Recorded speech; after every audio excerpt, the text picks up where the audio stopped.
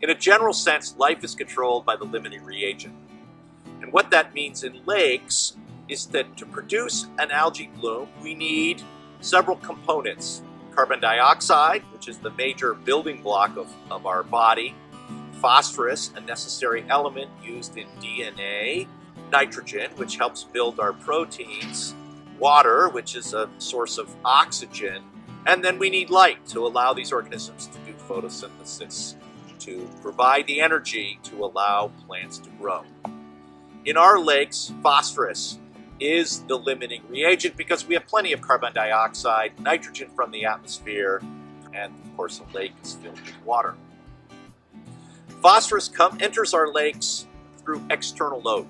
It enters the lakes from the runoff of rivers, streams, the forest floor, and more recently from driveways and lawns and the human activities that surround our lakes.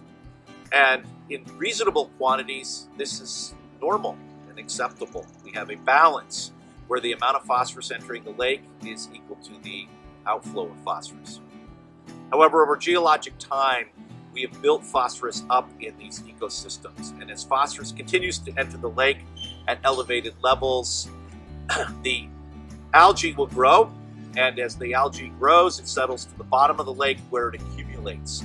And over hundreds of years, we build up a layer of organic rich dead cells in the bottom of the lake, and this is where our problem begins.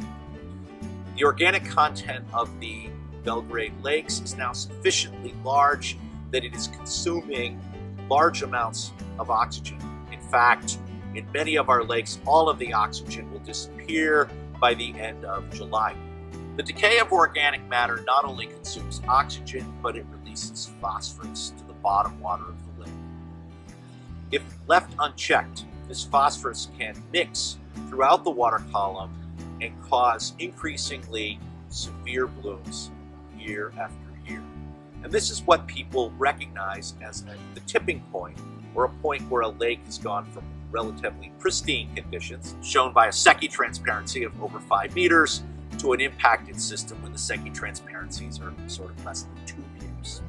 So, we are interested in geochemical processes that keep the phosphorus in the deep water of the lake, that keep the phosphorus in the sediments. There are two elements that play a critical role in removing phosphorus from the water column. These are iron and aluminum.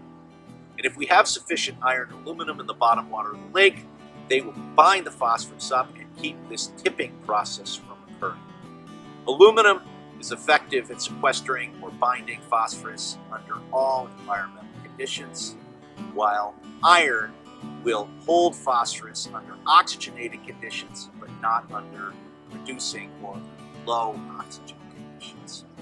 So, the work that we're doing in the lab with the ICP, which stands for Inductively Coupled Plasma Atomic Emission Spectrometer, is an instrument that measures the elemental concentration of water. It's designed to understand the geochemical cycles of iron, aluminum, and phosphorus, and the ability of the sediments to hold on to phosphorus under high oxygen and low oxygen